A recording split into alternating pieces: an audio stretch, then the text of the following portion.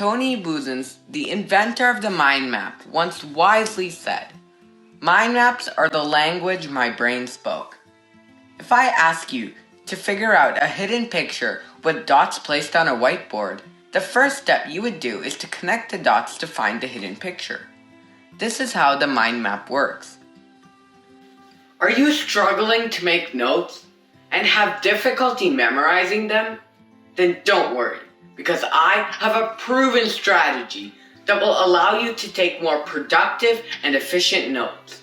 I will be giving you the benefits and reasons for why mind maps are so incredible and why they work so well.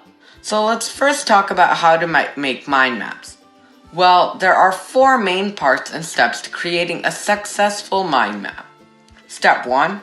Find out the main subject or topic. The second step, make subtopics and branches to your mind map. Step 3. Write information in a concise way.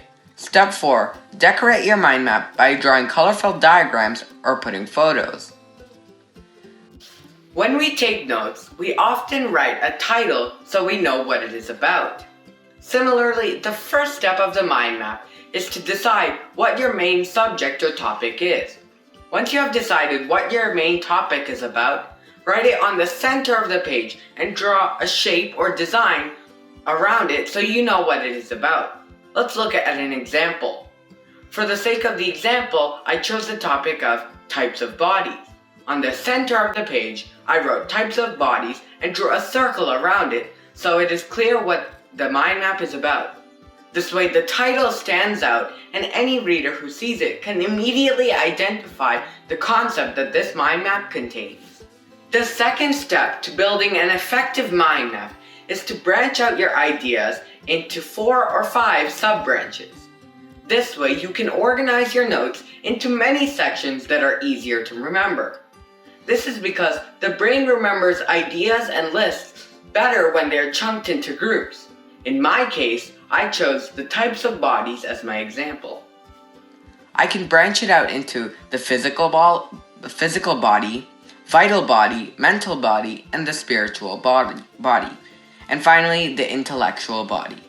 Around these, you can put an underline or even a smaller circle or bubble so you can clearly see a difference between the main topic, subtopics, and the upcoming information. After branching out your mind map, the third step is to take your existing information and notes and place them under each section respectively. Always use jot notes to organize your lists of ideas. If you write paragraphs with little to no separation, you will not be able to differentiate certain points. Remember, the main purpose of a mind map is to neatly display and organize information in topics. Writing in paragraphs is good when you are writing a lengthy piece of literature, but when staying organized and neat, jot notes and bullets are key to keeping your ideas simple and concise. Another method would even be to include hand-drawn diagrams and photos if you're a visual learner. This leads us to our last step. The final step that will make your mind map more effective for you is the decorations and colors you add. You do not need to make your mind map perfect, nor do you need to draw fun pictures for every word. Remember, this step is completely optional. However, this will definitely be beneficial to you. By adding colorful diagrams, you can be able to remember specific things that you may need on a test. So make sure to add colorful and incredible and unique things to your mind map.